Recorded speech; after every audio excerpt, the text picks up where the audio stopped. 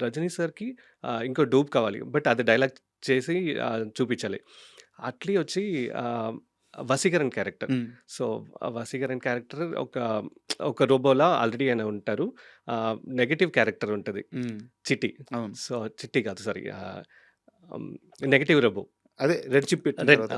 So, ఆ robot క్యారెక్టర్‌కి ఒక డైలాగ్ పోర్షన్ ఉంటది. ఎందుకంటే ఇద్దరు ప్యారలెల్‌గా ఒకసారి మనం ఆహ్, ప్లేట్ షూట్ చేసేటప్పుడు ఇద్దరు ఆహ్, స పొజిషన్స్ అంతా కరెక్ట్‌గా ఉండాలి. సో, ఆహ్, అట్లీ ఫస్ట్ ఒకసారి యాక్టింగ్ చేసి చూపిచ్చారు. హ్మ్. 'రజనీ' సార్ ముందే ఆయన క్యారెక్టరే యాక్టింగ్ చేసి చూపిచ్చేటప్పుడు సెట్స్ అంతా క్లాప్స్ అండి ఆ! ఆ రోజు. సో, 'రజనీ' సార్ కూడా ఆహ్, అట్లనే చాలా బాగా అప్రిషియేట్ చేశారు ఆ ఏం టైంలోనే. సీన్ అది? 'వషీ' అనేది అదేనా? 'వషి' యెస్. అది ముందు అట్లే గారు చేసి అట్లీగా చూపిచ్చారా? ఆ! చేసి చూపిచ్చారు. ఆ! చాలా బాగా అనిపిచ్చింది. సో, అప్పుడే అందరికి తెలిసింది. So, he is going to be an next level in future అని.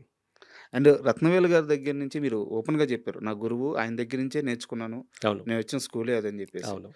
ఆహ్, బట్ 'శంకర్' గారి దగ్గర నుంచి మీరేం నేర్చుకున్నారు? డిసిప్లిన్ అండి. సో, డెడికేషన్, డిసిప్లిన్ హ్మ్. ఆన్ టైమ్‌లో మీకు ఫస్ట్ ఏంటంటే ఆయన ప్రీ వర్క్ చాలా ఎక్కువుంటది. అంతకుముందు మేము వర్క్ చేసినాం.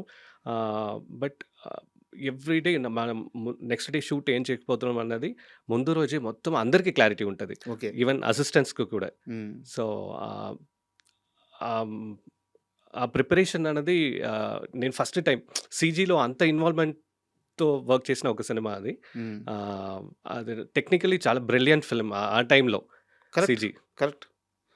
అండ్ ఎలాగో టెక్నికల్ ఇష్యూ వచ్చింది గాబట్టి, మనం కాస్త ఏఐ గురించి మాట్లాడుకుందాం. ఓకే.